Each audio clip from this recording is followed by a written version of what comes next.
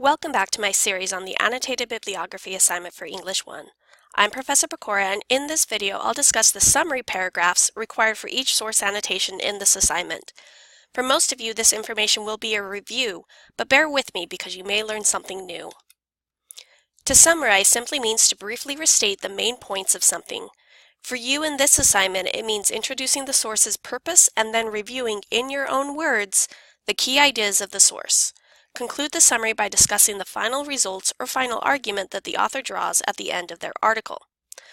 For this video, let's go back to the articles I used in the first video on citations. One of which was this article by Erica Misako-Boas. It should go without saying that before you can write a summary, you need to read the whole article. So open up the full text, as I've done here, and start seeing what the author has actually said in the article. Some of you may be tempted to use information purely from the abstract provided in the database record or in the article itself. However, that is not okay. If you go this route, you're likely going to plagiarize by using the words and phrases of the abstract without giving credit where credit is due. If you try to get around plagiarizing by citing the abstract, your teacher is still going to know that you didn't read the actual article, so don't do it this way. Don't be tempted by that. Go ahead, open up the full article and read through it and then summarize primarily in your own words, although you can use short quotes if needed. So let's talk a little bit about some tips for reading an article. Start by reviewing the article's introduction. Typically, introductions will explain the author's purpose in writing the article and give a brief preview of information or the line of argument that they'll share in the paper itself. Introductions also usually share contextual information, giving readers background information on the subject and/or providing a justification for why they're writing about the issue that they are. Remember that the article introductions aren't always just the first paragraph. It could be the first few paragraphs, especially in longer pieces. So in this article that it looks like about 15 pages long, the introduction is not only this first paragraph, but it goes on for the second paragraph as well. So this section, the first section of the paper, is the introduction, and then we get the next part of the paper where they discuss their methods and settings. So in order to better understand this article, I would read through these first two paragraphs really closely. The author here is starting off by talking about Halloween in general and its relationship with schools and sexuality. So that's giving me an idea of the specific topics that the author is going to focus on in this article. In the second paragraph, we start getting more details about the research that the author is actually doing. So she talks about the school year, she talks about the particular school that she focuses on in the article, right here, Halloween at Unity Elementary School. She tells us a little more about the student population before she gets into her own argument. She also previews her paper here. She says first she's exploring how the activities interact with the forces of consumer culture. The second part of her paper, she says, is devoted to examining how, for girls in particular, gender is co-constructed with sexuality. And the final part of her paper says that she presents the teacher's interpretations regarding these issues of race, culture, class, sexuality, and Halloween. And she concludes by giving sort of her own thesis statement or argument that she will be trying to elaborate on in the paper. So reading the introduction has actually given me a lot of information about what this article will be about. After reading the introduction, skim through the article to get a sense of the overall piece. If the article is using section headings, that can be even easier to perform. So I know she's going to go over her methods. She's going to give me a history of what research says about consuming Halloween at school. The next section, she's going to look at, it says, Katie, girl as a placeholder, so maybe a specific case study, other costumes and how that relates to girls consuming culture, a section on a major market opportunity, cultural explanations for children's choices, culture and race are linked categories, so the relationship between those ideas, and then finally we get her paper conclusion. So the fact that this is a longer article, it's really nice that the author has used those section headings that will help me get an idea of the different parts of the paper that she will be or the different ideas that she'll be discussing in the different parts. The last thing I would recommend before reading the whole article in its entirety is skipping to the conclusion and read what the author has to say to wrap up their paper. Authors use conclusions to emphasize their final thoughts on the issue, and this often includes a statement about their main argument or a call to action, where they tell their readers what they should do with the information that has just been provided to them. Reading this section can help you better understand what the author is up to when you go back to reread the whole article more carefully. So again, she's going to discuss, particularly in this final paragraph of the conclusion, just what she wants her readers to learn from the research that she's done. So that's how I approach reading articles. I would even recommend printing the article rather than trying to read the whole thing online, so that way you can take notes. If you take brief notes as you read where you're highlighting key phrases or jotting a few words off to the side of a paragraph, then later you can remind yourself what the main point of that paragraph was, which will help you when it comes time to communicate the article's key ideas in your summary for the annotated bibliography. Okay, with those suggestions in mind, let me give you a couple of examples of summaries I wrote for these articles. So for this first one, this is the summary that I wrote. So I start off by giving a sentence where I talk about the primary purpose of the article. Boas shares her research results in this journal article about sexualized Halloween costumes worn by elementary school children. Right? The next part of my summary, I'm going to describe some of the ideas in her paper, some of the moves she makes. Remember that she wrote a very long article, so I need to condense this as much as possible. I am going to be using a couple of short quotes, but for the most part, it's me putting my own summary of what she's done in the article here. So I wrote, after reviewing analyses of Halloween and scholarship on girls and consumer culture, she then goes into detail on her own study.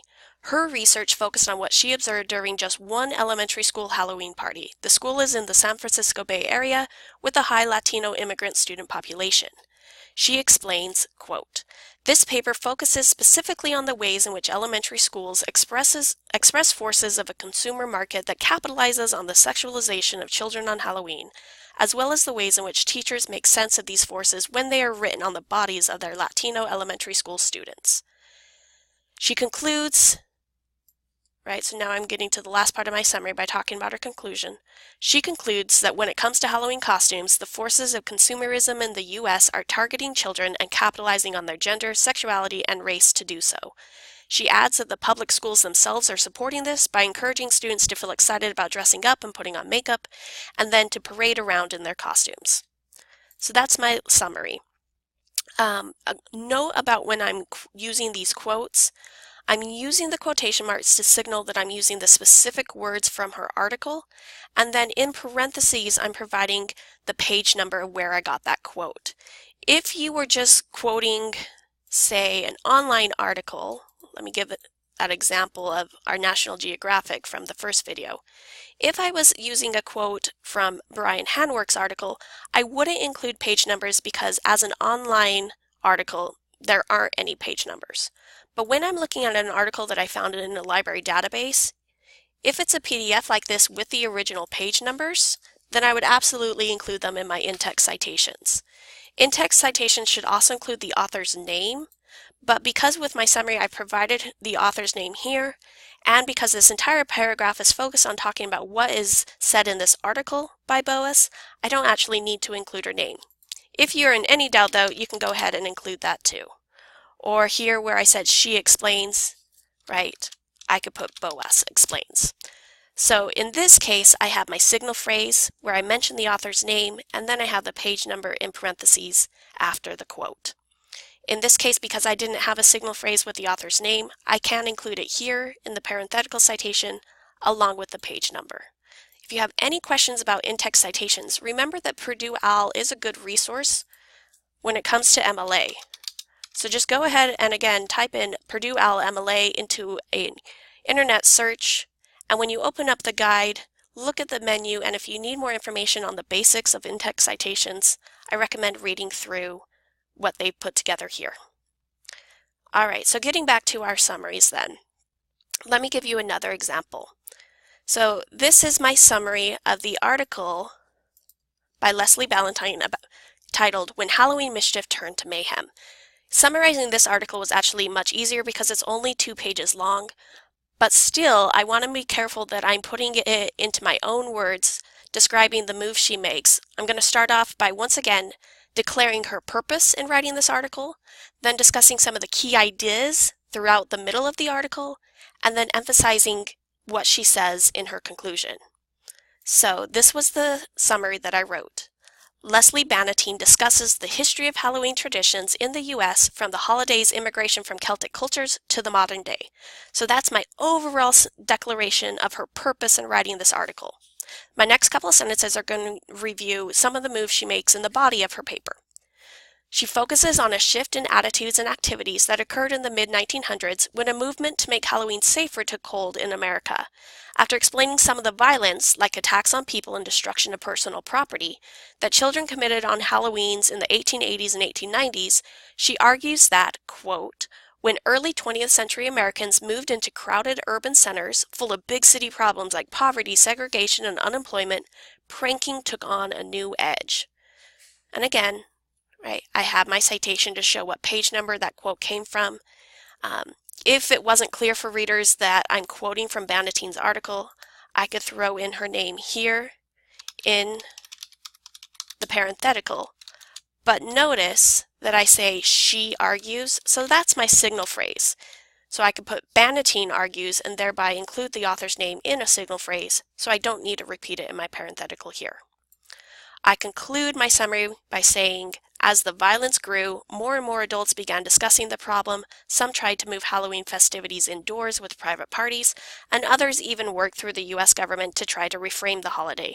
While those attempts didn't fully work, they eventually found around the 1950s that by emphasizing treats over tricks, they could get kids to behave better on Halloween. Thus, Halloween commercialism began to take hold in America. Despite this shift, Bannatyne concludes, quote, Halloween is still seen as a day to cause mischief, to mock authority, and to make the haves give to the have-nots, or at least shine a light on the fact that they should. So again, that final quote, I'm again using a signal phrase with her name and then the page number where I got the quote. Here where I put tricks and treats in quotation marks, I'm not actually quoting from her, I'm using more of air quotes to emphasize the words, so I don't need to cite that. Hopefully looking at those couple of summaries helped. If I were to write my next summary, again, I just follow the same process. I'd start with a sentence where I talk about the overall purpose of the article, and then as I'm reading the article, I would skim through to see what the author is doing. So in this article, the author is talking about the globalization of the Americanized version of Halloween. Starts off by talking about the UK, has a section on talking about celebrations in Germany, then a section about Tokyo. Finally, talks about people who don't like how the Americanized holiday is moving into their countries, and concludes discussing the future of Halloween in those countries. So again, those section headings are really helping me have a sense of what's going on in the article, and I could write a summary very easily based around that. So what I would do after this first sentence, I'd share a little bit about the UK, Germany, and Tokyo. Right? I'd say something about his section regarding the people who are unhappy with this cultural imperialism that they see happening. And then I'd have a section where I talk about the author's final thoughts. So I'm not going to actually write that all right now, but those would be the moves that I make in order to complete my summary of this third and final article that I have. So hopefully watching this video was helpful. That is it for this one though, so watch the next video of the series to learn more about writing your evaluation paragraphs for this English 1 annotated bibliography assignment.